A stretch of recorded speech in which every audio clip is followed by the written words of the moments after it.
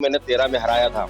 निश्चित है 18 में कोई थोड़ी बहुत हमारी कमियां रह गई थी, तो उसको सुधार करते हुए अब 23 में निश्चित हराएंगे हम पूरा प्लान करके, और हमारे कार्यकर्ता बिल्कुल तैयार है और इनको निश्चित हराएंगे। संगठन काम करता है और हमारे में भी संगठन काम करता है, और मास बेस्ड पार्टी हमारे में लीडरशिप होती है। हर गांव में हमारी लीडरशिप है, हमारे हर मोहल्ले में लीडरशिप है, हर बूथ लेवल पर लीडरशिप है, और वो डेवलप है और वो काम करती है और वही जिताती है। उनकी नाराजगी को कैसे दूर करो? नहीं, देखिए, नाराजगी नहीं है, टिकट मांगने का सबको अधिकार है और टिकट मांगना चाहिए। मेरा तो ये कहना, और राजनीति कर रहे हैं तो काहे के लिए कर रहे हैं भाई? इतना टाइम दे रहे हैं, इतना सब चीजें सेवा कर रहे हैं, तो वो टिकट तो मांगेगा ही। कांग्रेस की तरफ से जनता लड़ने को तैयार है, हम तो ठीक है लड़ेंगे, पर हमारे साथ में पूरी जनता है और जनता बिल्कुल इतनी अग्रसित है। चुनाव आज आ जाए तो आज वोटिंग कर देंगे। नमस्कार, आप देख रहे हैं एमपी तक। मैं लोमेश कुमार गौर। हमारे साथ हैं हरदा विधानसभा से कांग्रेस के प्रत्याशी आर.के. दोगने, जो पूर्व में भी विधायक यहाँ रह चुके हैं 2013 में। हम उनसे जानेंगे कि 2018 का चुनाव वे हार चुके थे, 2013 का जीता था, लेकिन 2018 का कृषि मंत्री कमल पटेल, जो वर्तमान में विधायक हैं, उनसे हारे हैं। तो इस चुनाव में उनकी क्या तैयारियां रहेंगी? सबसे पहले तो आपको बधाई प्रत्याशी बनाने की, लेकिन आपकी तैयारी कैसी रहेगी 2018 की तुलना में? धन्यवाद लोमेश जी, आपको बधाई देने के लिए। और इसके साथ मैं बताना चाहता हूं कि आपने देखा, यही कृषि मंत्री को मैंने 13 में हराया था। तो निश्चित है 18 में कोई थोड़ी बहुत हमारी कमियां रह गई थी, तो उसको सुधार करते हुए अब 23 में निश्चित हराएंगे हम पूरा प्लान करके, और हमारे कार्यकर्ता बिल्कुल तैयार है और इनको निश्चित हराएंगे। क्योंकि हमारे कमलनाथ जी की योजनाएं बहुत अच्छी है, और कमलनाथ जी ने जो 18 महीने काम किया उसका जनता में बहुत इफेक्ट है और उसका लाभ मिलेगा। लेकिन कांग्रेस के साथ एक समस्या है कि कांग्रेस का संगठन जो है वो भाजपा की तुलना में कहीं कमजोर दिखता है, तो उससे कैसे मुकाबला करोगे भाजपा के संगठन? देखिए, दोनों के नेचर अलग अलग है। भाजपा में संगठन काम करता है और हमारे में भी संगठन काम करता है, और मास बेस्ड पार्टी हमारे में लीडरशिप होती है। हर गांव में हमारी लीडरशिप है, हमारे हर मोहल्ले में लीडरशिप है, हर बूथ लेवल पर लीडरशिप है, और वो डेवलप है और वो काम करती है और वही जिताती है, और तहसील लेवल पर, जिले लेवल पर, सब जगह। और वो हमारी क्या मास बेस्ड पार्टी है, इसमें लीडरशिप काम करती है, उनमें कार्यकर्ता है, वर्कर के टाइप के काम करते हैं, और वो उस हिसाब से काम करते हैं। पर लीडरशिप जो होती है उसके साथ जनता होती है, वर्कर के साथ में जनता नहीं होती है।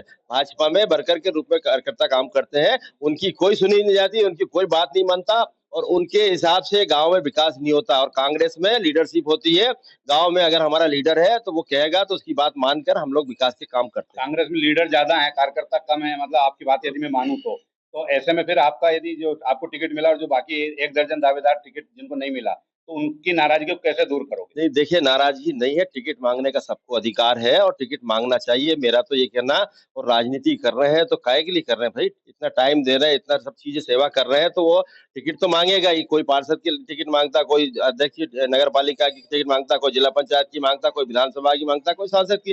जो जिस लेवल के लीडर है वो लेवल मांगना चाहिए। मैं भी उनको सबको बधाई देना चाहता हूँ, कि शुभकामनाएं देना चाहता हूँ कि वो भी मांगना चाहिए।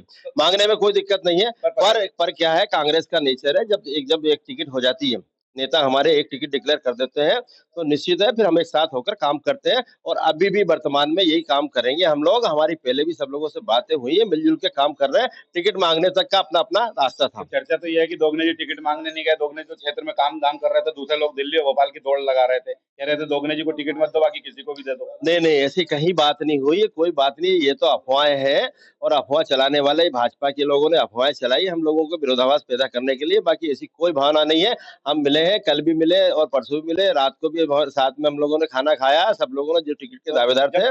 कोई दिक्कत नहीं है। विधानसभा क्षेत्र में किन मुद्दों को लेकर जाएंगे आप? विधानसभा क्षेत्र में भारी भ्रष्टाचार है, और जनता परेशान है, किसान परेशान है, आम आदमी परेशान है, और यहाँ कोई रोजगार के उपलब्ध नहीं करा है।